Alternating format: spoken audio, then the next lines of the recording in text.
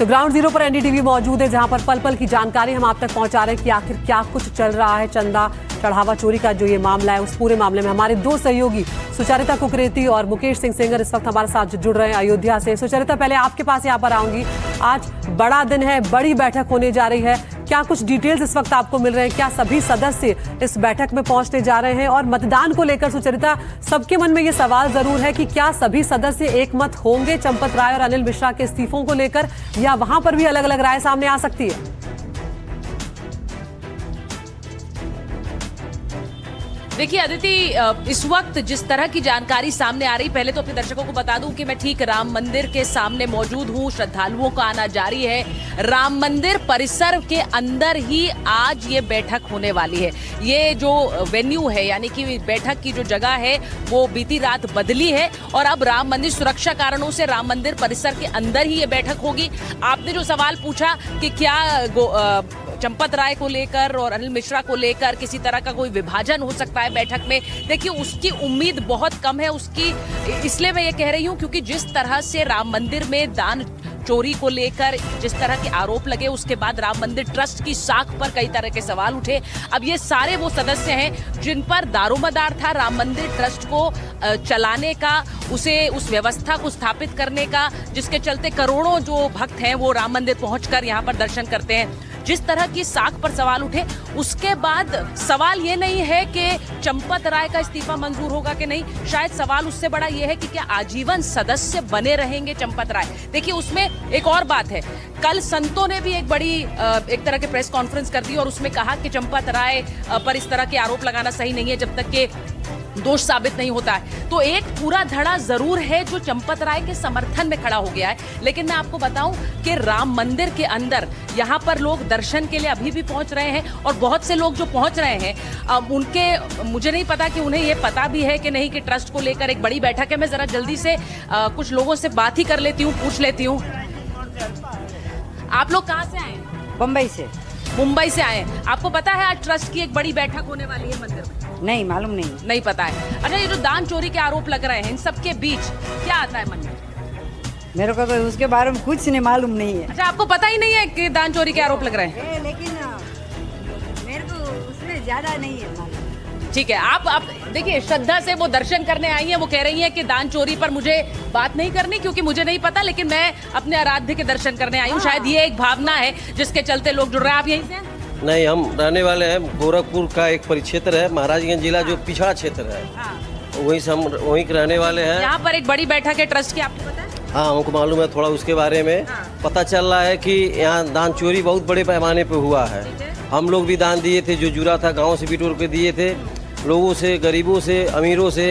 अमीर लोग कुछ ऐसे लोग हैं जो बड़े पैमाने पर गुप्त दान दिए हैं। बम्बई के लोग हैं, दिल्ली के लोग हैं, कलकत्ता के लोग हैं। यहाँ पर यह जनता के बीच में यह दान चोरी बहुत मतलब बड़ा मुद्दा है। सही बात है, आप बड़ा मुद्दा है और शायद यही वजह है कि आज ट्रस्ट की ये बैठक भी हो रही है। अदिति, जैसा आपने पूछा कि आज की जो ये बैठक है, दोपहर में ये बैठक होनी है। ट्रस्ट के जो अधिकारी हैं ज़्यादातर वो यहाँ पहुँच गए हैं। ये भी कहा जा रहा है कि कुछ वीडियो कॉन्फ्रेंसिंग के जरिए जुड़ेंगे जो यहाँ पर नहीं पहुँच पाए हैं। लेकिन जो आपने बात कही, 2/3 जो बहुमत है इस बैठक के अंदर जरूरी है चंपत राय और अनिल मिश्रा के इस्तीफे को मंजूर करने के लिए।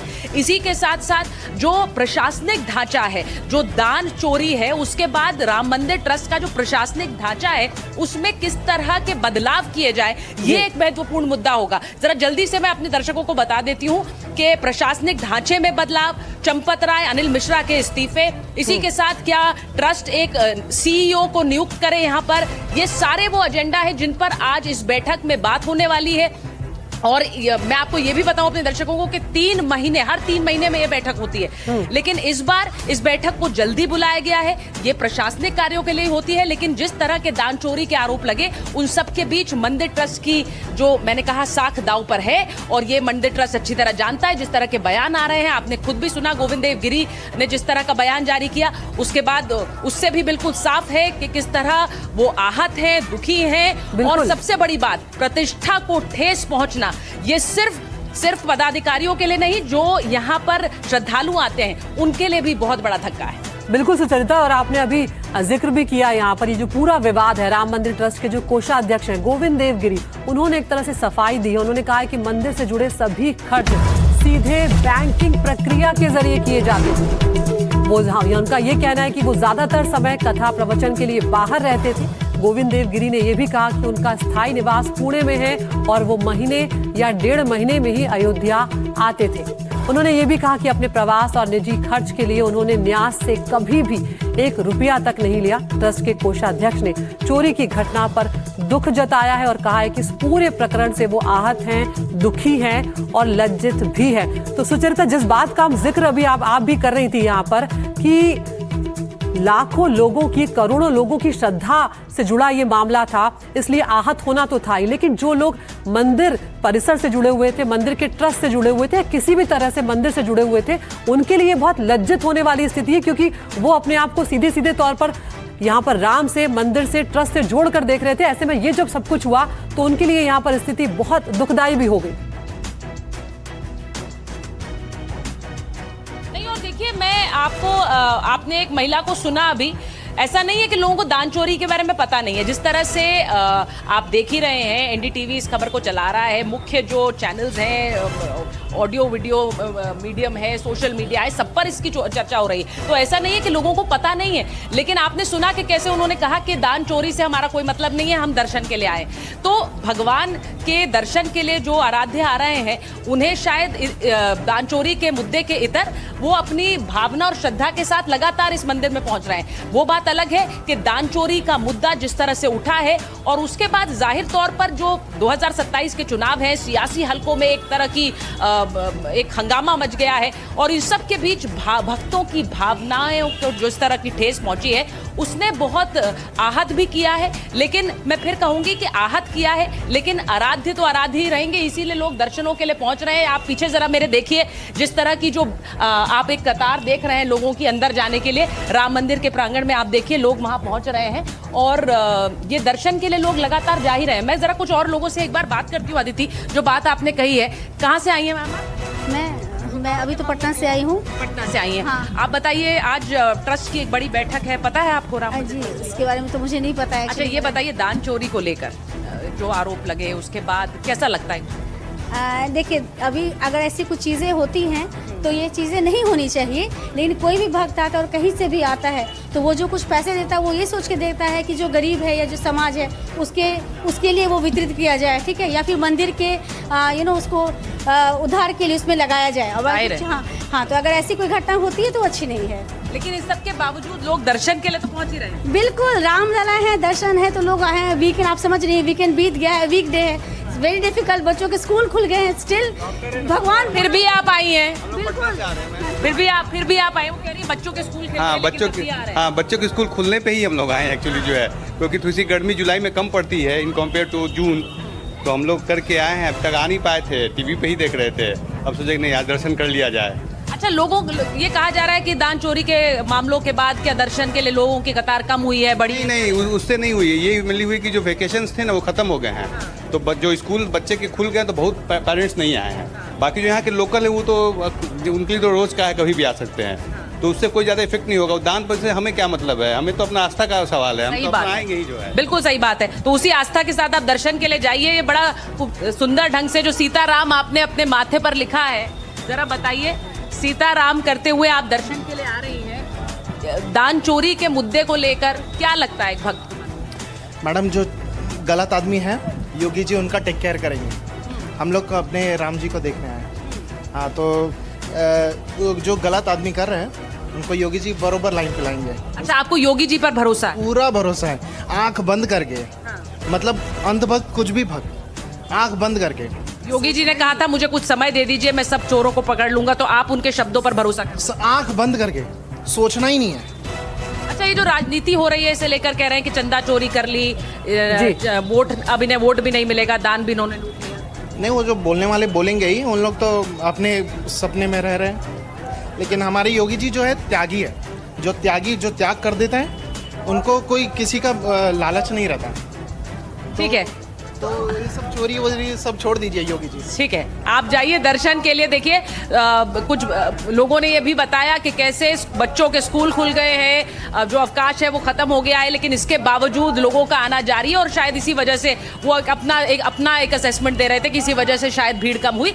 लेकिन इसके बावजूद आप देख रहे हैं मेरे पीछे, और ये कतार बस बढ़ती ही जाएगी कि लोगों का जाना मंदिर परिसर में जारी है। और इन सब के बीच आज दोपहर एक अहम बैठक होने वाली है जिसका इंतजार हर कोई कर रहा है, जिसमें कई महत्वपूर्ण फैसले लिए जाने हैं। अदिति।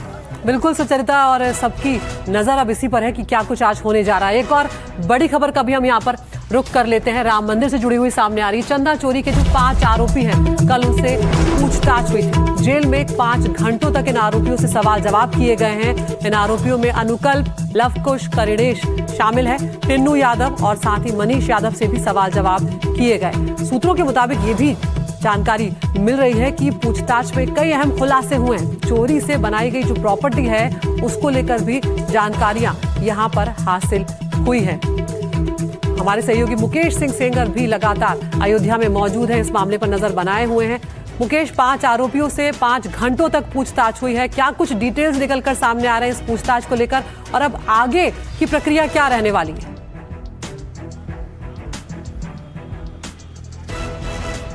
देखिए अदिति, बिल्कुल जो अयोध्या पुलिस है उसने कल जेल में जाकर जो 5 आरोपी हैं, जिसमें जीजा साली की जोड़ी है अनुकल्प और लवकुश, साथ में टिन्नू यादव, मनीष यादव और रमाशंकर मिश्रा, इन लोगों से 5 घंटे तक पूछताछ की। और पूछताछ के बाद पुलिस को आरोपियों की कई और संपत्तियों के बारे में जानकारी मिली है।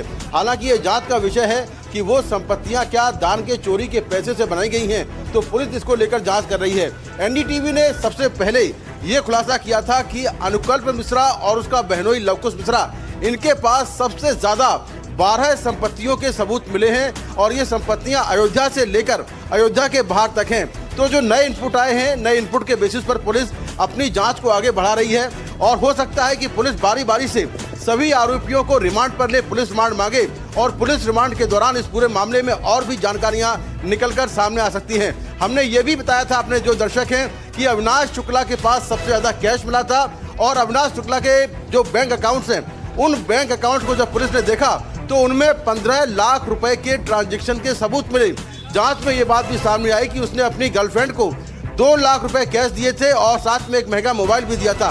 तो इतना सारा पैसा, 17,000 रुपए सैलरी पाने वाला शख्स आखिर इतना पैसा कहां से ला सकता है? तो जांच ये चल रही कि सारा पैसा दान का है और जांच के बाद साफ होगा कि आखिर ये जो पैसा अलग अलग संपत्तियों वाला, जैसे संपत्तियां ली हैं या फिर गर्लफ्रेंड को कैश दिया है, क्या ये पूरा पैसा दान का है? तो अयोध्या पुलिस लगातार अपनी जांच को आगे बढ़ा रही है और आज भी इस मामले में कोई बड़ा एक्शन अयोध्या पुलिस कर सकती है। एक तरफ ट्रस्ट की मीटिंग है तो दूसरी ओर पुलिस इस पूरे मामले में आज कोई बड़ा एक्शन करने वाली है, ये भी सूत्रों के हवाले से जानकारी मिल रही है। जी बिल्कुल, तो यहाँ पर अब देखना ये होगा कि बड़ी बात ये होगी समझने वाली कि क्या इनमें कोई एक मास्टरमाइंड था या ये पूरा मिलकर साठगांठ से ही सब कुछ किया जा रहा था। नजर बनाए रखिए मुकेश, लौटेंगे आपके पास।